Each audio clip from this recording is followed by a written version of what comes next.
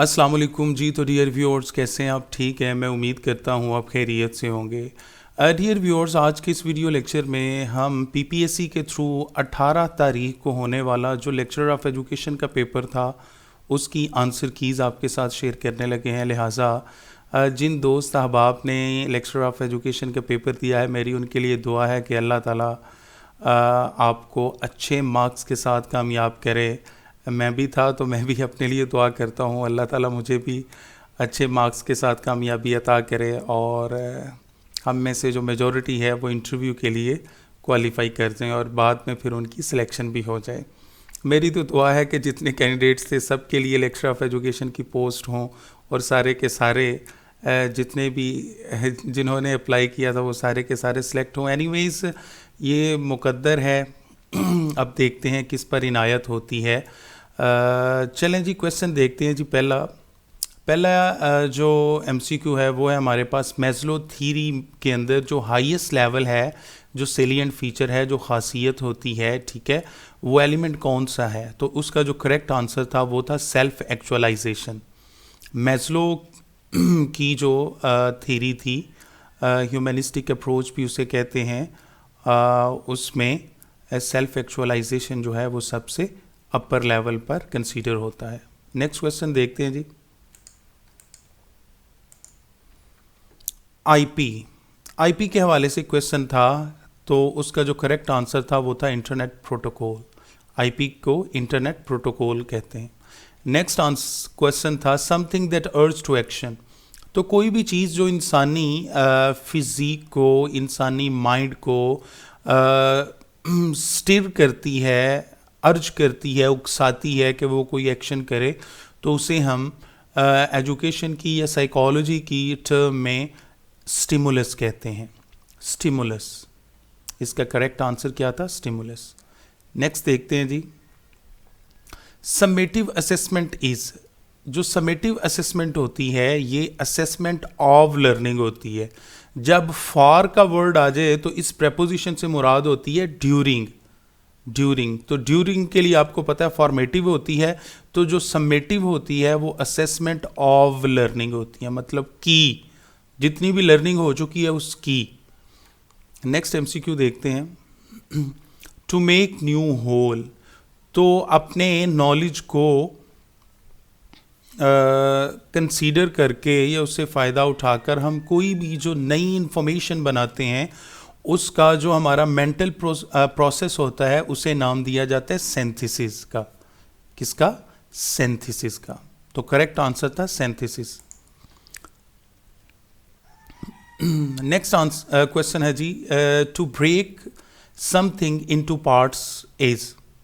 तो इसका जो करेक्ट आंसर था वो था एनालिसिस। जब हम किसी चीज़ को एनालाइज करते हैं तो हम उस चीज़ को वो कोई कंसेप्ट है, थॉट है, आइडिया है या कोई भी मतलब फिज़िकल चीज़ है, तो हम उसे क्या करते हैं? ब्रेक डाउन करते हैं, उसका तज्जिया करने के लिए कि कौन सी चीज़ का क्या फंक्शन था वगैरह वगैरह। तो इसका करेक्ट आंसर था एनालिसिस। नेक्स्ट है जी, knowledge and its validity to is related to. जो नॉलेज है, जो इसकी ओरिजिन के बारे में बात होती है, कौन सा नॉलेज ठीक है, कौन सा फेक है, कौन सा करेक्ट है, कौन सा इनकरेक्ट है, कौन से फैक्ट ठीक है, इसकी ओरिजिन क्या है, वही है, एक्सपेरिमेंट है या ह्यूमन माइंड है। डिफरेंट किस्म के जो थिंकर्स हैं इन पर वो डिबेट करते चले आ रहे हैं। तो ये सारी की सारी जो चीज़ें फ़िलॉसफ़ी में डिस्कस होती हैं, ये फ़िलॉसफ़ी की जो ब्रांच है एपिस्टेमोलॉजी, इसमें डिस्कस होती है। क्योंकि फ़िलॉसफ़ी की बेसिकली 3 ब्रांचेज़ हैं।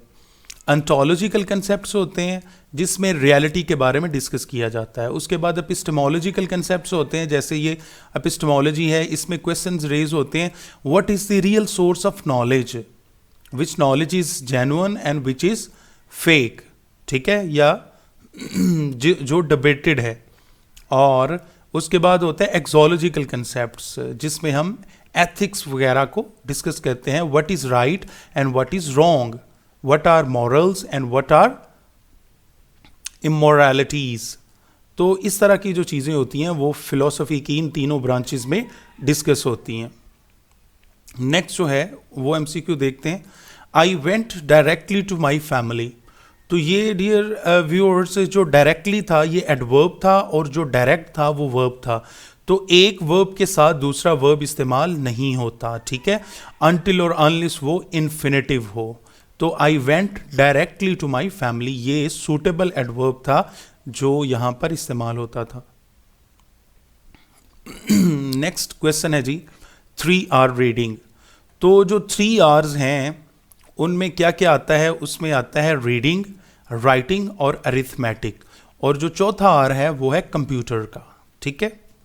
नेक्स्ट क्वेश्चन देखते हैं। First step in research.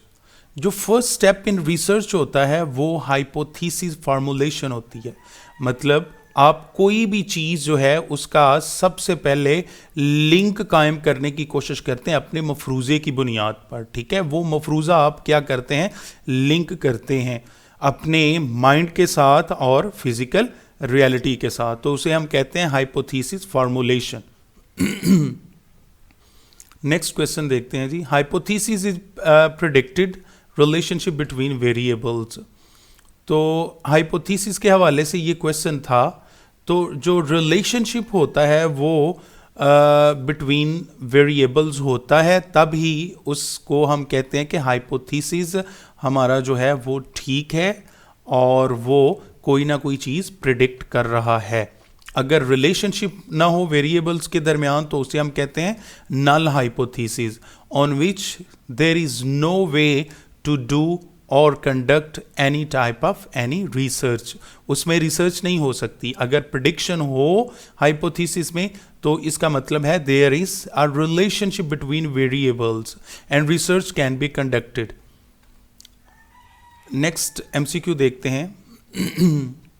Correct method of reference, ये भी एक रिसर्च का क्वेश्चन था कि correct method of reference with in the text, कि विद इन जब टेक्स्ट हम रेफरेंस देते हैं तो वो क्या देते हैं, वो कैसे देते हैं।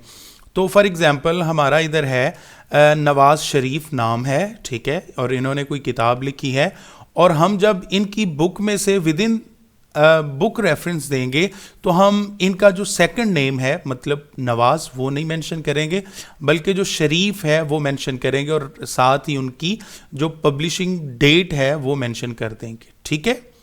शरीफ 1982 शरीफ सेकंड नेम है और 1982 ये जब इनकी किताब पब्लिश हुई थी, ठीक है। तो ये करेक्ट मेथड होता है रेफरेंस साइट करने का विद इन द टेक्स्ट।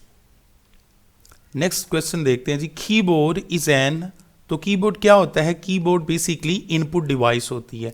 ये कंप्यूटर का क्वेश्चन था।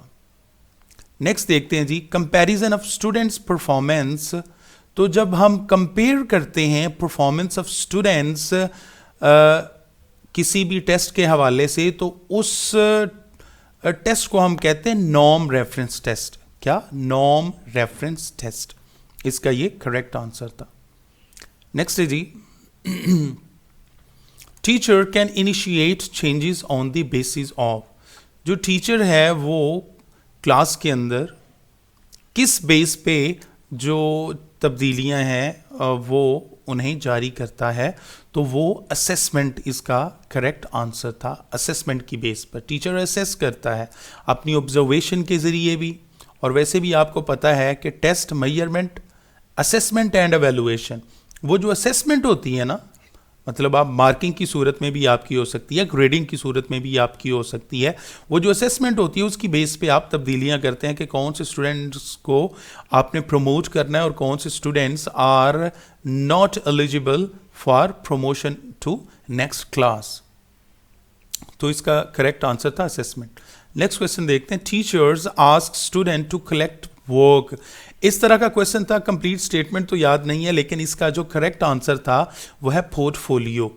The collection of productive work of a student for a period is called portfolio, ठीक है। ये पोर्टफोलियो की डेफिनेशन है। नेक्स्ट है जी, ये एक प्रोनाउन आई थी ईच, तो ईच के साथ डियर व्यूअर्स हमेशा से जो सिंगुलर वर्ब है वो इस्तेमाल होता है। Each of us has a pen, हम में से हर एक के पास एक पेन है। तो कई दोस्त अहबाब हैं उन्होंने वीडियोस में हैव जो है जो हेल्पिंग वर्ब है वो मेंशन किया हुआ है, तो वो इनकरेक्ट है, काइंडली ये करेक्ट कर लीजिए। नेक्स्ट है जी हॉरिजॉन्टल एसोसिएशन इज। तो जो हॉरिजॉन्टल होती है ना, आपको पता है हॉरिजन्स हैं, ये स्काई को अगर आप देखें तो हॉरिजन है, किस साइड पे किस साइड पे, ठीक है, और ऐसे अगर आप खड़े हो तो एक आगे एक पीछे, तो ये हॉरिजन्स है, मतलब डिफरेंट जो कंसेप्ट्स होते हैं आप करिकुलम के अंदर वो एक ही सब्जेक्ट के अंडर फ्लैग वो क्या करते हैं, पब्लिश कर देते हैं। एक ही बुक में डिफरेंट सारे सब्जेक्ट्स आप बना के, जैसे हमारी जनरल नॉलेज जनरल साइंस की बुक है, 9th-10th लेवल पे भी है, एलिमेंट्री लेवल पे भी होगी डेफिनेटली, और जो निचली सतह पे हमारा इंटीग्रेटेड करिकुलम है उसमें आप देखें एक ही बुक होगी, उसमें इस्लामियात भी होगी, उसमें उर्दू भी होगी, उसमें पाक स्टडीज़ भी होगी, और उसमें काउंटिंग वगैरह भी होगी, और उस सब के मजमूए को एक किताब का नाम दे दिया जाएगा, ठीक है। तो हॉरिजॉन्टल जो एसोसिएशन होती है करिकुलम की, इसे हम कहते हैं इंटीग्रेशन। नेक्स्ट देखते हैं जी ऐसे test having limited content is. ऐसा टेस्ट, ऐसे टाइप जिसमें जो लिमिटेड कंटेंट हो, आपको जो टॉपिक दिया गया हो या क्वेश्चनिंग की आपको एक वर्ड दे दी हो लिमिट कि आपने इतने वर्ड में लिखना है, या just for example limited content, आपने 400 अल्फाज लिखने हैं, आपने अल्लामा इकबाल की सियासी खिदमात के बारे में डिस्कस करना है, तो जस्ट आप अल्लामा इकबाल की सियासी खिदमात के हवाले से डिस्कस करेंगे, ठीक है। तो ये होता है रिस्ट्रिक्टेड रिस्पॉन्स टेस्ट, कि आपको जो पेपर सेटर होता है वो रिस्ट्रिक्ट कर देता है, आप पर पाबंदी लगा देता है कि आपने इधर उधर की नहीं छोड़नी, you must be to the point,